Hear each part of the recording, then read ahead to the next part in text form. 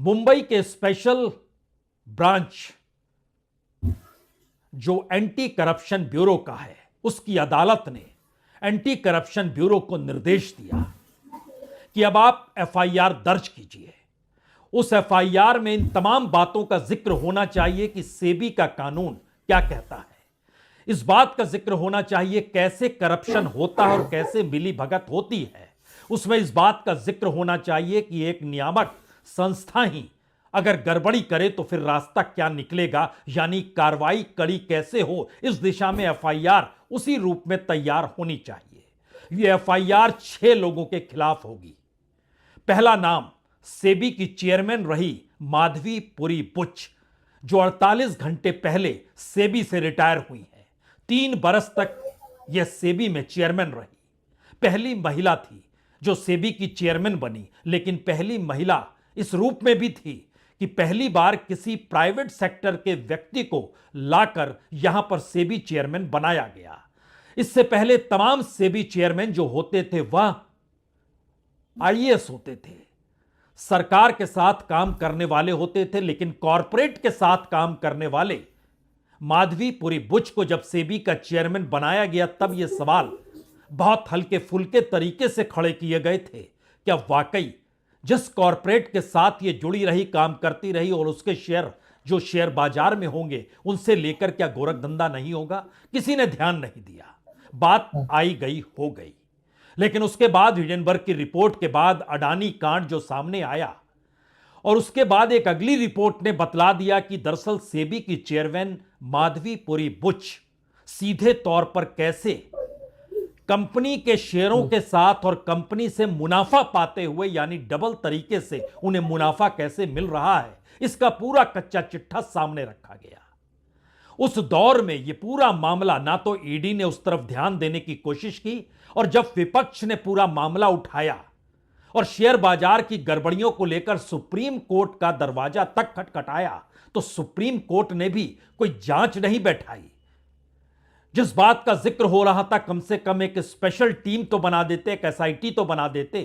नहीं, supreme court ने सेबी से ही कहा, आप नियामक संस्था हैं, आप ही चीजों को देखिए और हमें बताइए कि गड़बड़ियों को ठीक कैसे किया जा सकता है। यानी जो गड़बड़ी कर रहा है उसे ही सुप्रीम कोर्ट कह रहा था, अब आप बताइए कैसे ठीक किया जा सकता है। कुछ एक्सपर्ट्स की राय लीजिए, कुछ हम एक्सपर्ट्स देते हैं, और पूरी रिपोर्ट जो आई है उस रिपोर्ट पर आपकी क्या सोचना है ये बताइए हमें। कल्पना के परे की परिस्थिति है। इस देश के भीतर 1 दर्जन सरकार के अपने इंस्टीट्यूशन हैं जो इस देश में आर्थिक अपराध को पकड़ने और रोकने का काम करते हैं। इस दौर में हर किसी की जुबान पर इन्फोर्समेंट डायरेक्टरेट का नाम हो सकता है। उसने भी कोई पहल नहीं की, सीबीआई ने कोई पहल नहीं की, और एक विसल ब्लोअर के जरिए, एक जर्नलिस्ट के जरिए जब यह मामला एंटी करप्शन ब्यूरो के स्पेशल कोर्ट में गया, तो उस कोर्ट को यह डायरेक्शन देना पड़ गया कि दरअसल अब एफआईआर दर्ज होनी चाहिए, क्योंकि लगता ऐसा है कि लार्ज स्केल पर फाइनेंशियल फ्रॉड हुआ है, रेगुलेटरी वायलेशन हुआ है, करप्शन हुआ है। और स्पेशल जज शशिकांत एकनाथ राव बंगर ने शुरुआत में ही इस बात का जिक्र कर दिया कि दरअसल यह नियामक चूक एक मिली भगत का सबूत है, जिसके लिए निष्पक्ष जांच की आवश्यकता है, और अदालत ने जांच की निगरानी करने का फैसला किया और 30 दिनों के भीतर यह रिपोर्ट आ जानी चाहिए। और इसको लेकर जिन 6 लोगों के खिलाफ एफआईआर दर्ज में नाम लिखे गए, उसमें एक माधवी पुरी बुच है। इसके अलावे 3 परमानेंट मेंबरान हैं जो सेबी के साथ जुड़े रहकर काम करते हैं। 2 बीएसई से जुड़े ऑफिशियल हैं जिनको ऊपर करप्शन का पूरा चार्ज है। किस तरीके से यह पूरी मिलीभगत कर रहे थे, देख लीजिए। जो लिख कर आया है, बाकायदा सेबी की तरफ से इसे जारी किया गया।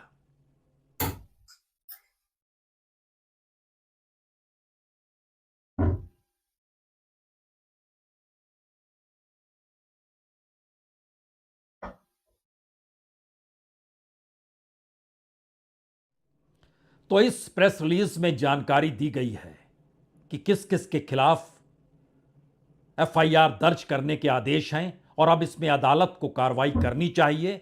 और एक निष्पक्ष जांच का जिक्र करते हुए कहा गया है कि कुल 6 अधिकारी यानी चेयरमैन के साथ 3 परमानेंट मेंबर और 2 बीएसई से जुड़े अधिकारी हैं। लेकिन इसके बाद जिन बातों का जिक्र एफआईआर की कॉपी में है उसमें बहुत साफ तौर पर यह लिखा गया है कि स्टॉक एक्सचेंज पर एक कंपनी के फर्जी लिस्टिंग के संबंध में बड़े पैमाने पर वित्तीय धोखाधड़ी, नियामक उल्लंघन और भ्रष्टाचार का आरोप लगाया गया है।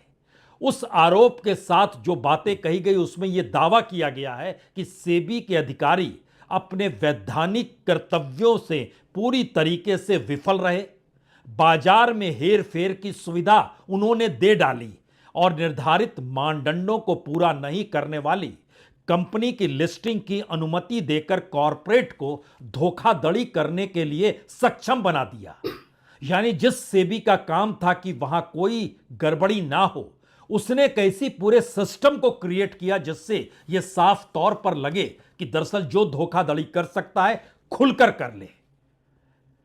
और इस दौर के शेयर बाजार का सच शायद इसीलिए बड़ा त्रासदीदायक है और लोगों का भरोसा उठने लगा है और शायद इसीलिए सरकार के जमीन तले जमीन खिसक रही है। पैर तले जमीन ये खिसक अगर रही है तो इसीलिए उसने इस बार किसी कॉरपोरेट के व्यक्ति को सेबी चीफ नहीं बनाया। 48 घंटे पहले जो ऐलान हुआ वो तुहिन कांत पांडे जी का ऐलान हुआ। तुहिन इससे पहले डिसइन्वेस्टमेंट से जुड़े थे। जनवरी के महीने में उनको फाइनेंस सेक्रेटरी के पद पर लाया गया और उसके बाद उन्हें सेबी चीफ बनाया गया। यानी पुरानी परंपरा में सरकार को लौटना पड़ा कि कॉरपोरेट का खेल शेयर बाजार का खेल नहीं हो सकता है। इस देश के भीतर छोटे छोटे निवेशक जिनकी तादाद 1 करोड़ से ज्यादा है, उनके साथ जो धोखाधड़ी और जो ठगी होती है उसमें सेबी ही अगर मशगूल हो गई ऐसी व्यवस्था बनाने में कि जो पैसा लगा रहा है, जिस तौर पे लगा रहा है, वह मुनाफा बनाता चला जाए और पूरा बुलबुला ऊपर उफनते चला जाए। इसीलिए ध्यान दीजिए, इस दौर में शेयर बाजार जो डहडहाकर गिरते चला जा रहा है वह दरअसल उस मैनिपुलेशन का ही असर है जो कि कॉरपोरेट को मुनाफा देने के लिए कॉरपोरेट के साथ संग खड़े होकर ठगी करने की दिशा में, करप्शन को बढ़ाने की दिशा में सारे खेल से भी कर रहा था। तो हो सकता है यह सवाल आपके जहन में इस दौर में जरूर हो, क्या वाकई सेबी की चेयरमैन माधवीपुरी बुच ने अगर कॉरपोरेट कंपनियों को लाभ पहुंचाया जिनके साथ वो जुड़ी रही, जो पूरी रिपोर्ट थी और उसमें वो खुद शेल कंपनी से जुड़े थे, उनके पति का जिक्र हुआ। इस बात का भी जिक्र हुआ कि अडानी के भाई भी किस रूप में जुड़े रहे और शेल कंपनियों के आश्रय कैसे पैसा ट्रांसफर होता रहा और नेटवर्थ को बढ़ाने की दिशा में क्या क्या कार्य हुए, उसी के आश्रय पूरे शेयर बाजार का बुलबुला फूटते चला गया और एक झटके में पिछले 5 महीनों में तकरीबन 90 लाख करोड़ रुपए डूब गए। तो क्या यह सब सिर्फ और सिर्फ ऐसी सिचुएशन थी जिसको खड़ा किया गया? यानी भारत की इकोनॉमी दुनिया में तीसरे नंबर पर हो जाए उस नेटवर्थ में तो तमाम कॉरपोरेट का पैसा भी शामिल है, वही तो देश का पैसा होगा।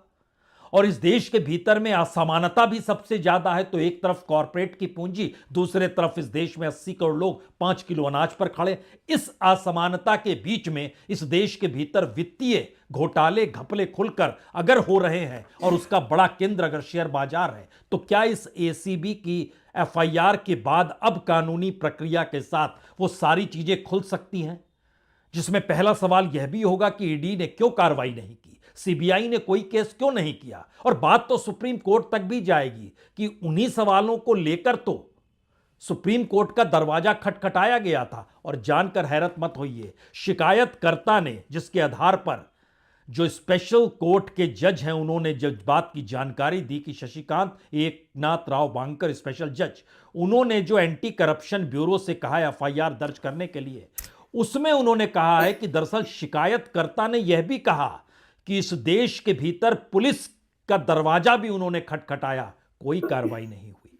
और इस देश के कानून प्रवर्तन एजेंसियां और नियामक निकायों से भी अपील की, लेकिन इसके बावजूद भी कोई कार्रवाई नहीं हुई। यानी ये तमाम बातों का जिक्र ऑफिशियली इस देश के उन एजेंसीज के पास किया जा रहा था जिनका काम है इस पर रोक लगाना, लेकिन कोई कार्रवाई नहीं हुई।